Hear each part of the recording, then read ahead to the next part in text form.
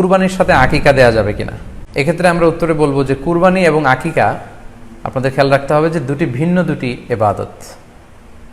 প্রথম কথা হচ্ছে ইবাদত ভিন্ন দুটি ইবাদত। কারণ কুরবানি এটা বছরের একটা নির্ধারিত সময়, জিলহজের 10 তারিখে এবং তারপরে আরো 2 দিন বা 3 দিন, এই সময়গুলোতে আপনি কুরবানি করতে পারবেন। তাহলে এটা হজের মৌসুমে জিলহজ মাসে করতে হয় কুরবানি। কিন্তু আকিকা কিন্তু এরকম না, আকিকাটা যে কোনো মাসে হতে পারে। আকিকাটা হচ্ছে নবজাতক সন্তানের ভূমিষ্ঠ হওয়ার পরে শুকরিয়া স্বরূপ আল্লাহর কাছে যে কুরবানিটা করতে হয় সেটাকে আমরা বলি আকিকা। হাদিসে এসেছে আকিকা। তো সেটা হচ্ছে সন্তান কখন ভূমিষ্ঠ হলো সেটার উপর নির্ভর করে। কারো সন্তান রমাদানে হতে পারে, কারো সন্তান জিলহজ মাসেও হতে পারে, শাওয়ালে হতে পারে, রজাবে হতে পারে। আকিকার ক্ষেত্রে আল্লাহ রাসূল সাল্লাল্লাহু আলাইহি ওয়াসাল্লাম বলেছে আনিল গুলামি শাতান ওয়া আনিল জারিয়াতি শাত, অর্থাৎ ছেলে হলে 2টি ছাগল দিয়ে আকিকা করো এবং যদি মেয়ে হয় তাহলে 1টি ছাগল দিয়ে আকিকা করো। তো সেক্ষেত্রে কুরবানিতে কিন্তু এরকম বিধান নেই। কুরবানিতে কিন্তু 1টি ছাগল দিয়ে আপনি কুরবানি করলে কুরবানি হয়ে যাচ্ছে, সেখানে 2টি ছাগল দেওয়া লাগবে এমন কোনো কথা নেই। তো এভাবে আমরা বুঝতে পারতেছি, খুবই স্পষ্টত কমন সেন্স খাটালেও আমরা বুঝতে পারতেছি এবং আল্লাহ রাসূল সাল্লাল্লাহু আলাইহি ওয়াসাল্লামের ভাষ্যগুলো অনুসারে আমরা বুঝতে পারছি দুইটা 2 ধরনের ইবাদত। যদিও এই 2 ইবাদতে কিছুটা মিল আছে, কিন্তু দুইটা 2 সময়ের ইবাদত, দুইটা আলাদা 2টি উপলক্ষ, দুইটার আলাদা নির্ধারিত সময় রয়েছে।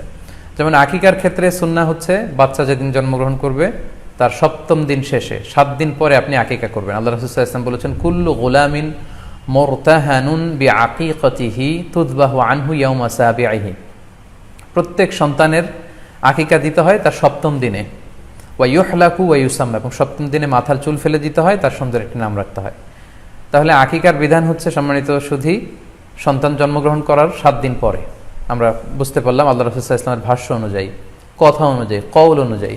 এবার যদি আমরা আল্লাহ রাসূল সাল্লাল্লাহু আলাইহি ওয়াসাল্লামের আমল দেখি, ওনার ব্যক্তিগত আমল কি ছিল, সেক্ষেত্রে সহিহ ইবনে হিব্বানের একটি হাদিস উল্লেখ করব, যেটিকে ইবনে হাজার আল আসকালানি উনি ওনার ফাথুল বারিতে সহিহ হিসেবে উল্লেখ করেছেন। আয়েশা রাদিয়াল্লাহু তাআলা আনহার বর্ণনা, তিনি বলেন যে আক্কা রাসূলুল্লাহ সাল্লাল্লাহু আলাইহি ওয়াসাল্লাম আনিল হাসানি ওয়াল হুসাইনি ইয়াউমা সাবিঈ ওয়া সাম্মাহুমা। আল্লাহ রাসূল সাল্লাল্লাহু আলাইহি ওয়াসাল্লাম নিজে ওনার দৌহিত্র অর্থাৎ ওনার নাতি হাসান এবং হুসাইনের আকিকা নিজে করেছেন 7ম দিনে, এবং 7ম দিনে তাদের নাম রেখেছেন। একজনের নাম রেখেছেন হাসান, আরেকজনের নাম হুসাইন। অর্থাৎ হাসান রাদিয়াল্লাহু আগে জন্মগ্রহণ করেছিলেন, ওনার চেয়ে ছোট ছিল হুসাইন, উনি পরে জন্মগ্রহণ করেছেন। তো ওনাদের জন্মের পরে 7 দিন পরে আল্লাহ রাসূল সাল্লাল্লাহু আলাইহি ওয়াসাল্লাম ওনাদের আকিকা দিয়েছিলেন, এবং 7ম দিনে উনি আকিকাও দিয়েছেন এবং তাদের নামও রেখেছেন। তাহলে আল্লাহ রাসূল সাল্লাল্লাহু আলাইহি ওয়াসাল্লামের কওলি হাদিস, ওনার ভাষ্য মতে আমরা জানলাম উনি বলেছেন 7ম দিনে আকিকা দিতে হয়, এবং ওনার ব্যক্তিগত আমল থেকে আমরা জানতে পারলাম যে উনি ওনার 2 নাতির আকিকা দিয়েছেন 7ম দিনে এবং নাম রেখেছেন।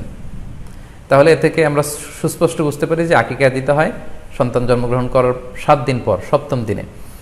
যদিও তবারানিতে আরেকটি হাদিস এসেছে যেখানে বলা হয়েছে যে আকিকা 7ম দিনেও দেয়া যায়, 14তম দিনে দেয়া যায়, 21তম দিনে দেয়া যায়। যদি 7ম দিনে কেউ দিতে না পারে কোনো কারণে, তাহলে 14তম দিন, না পারলে 21তম দিন।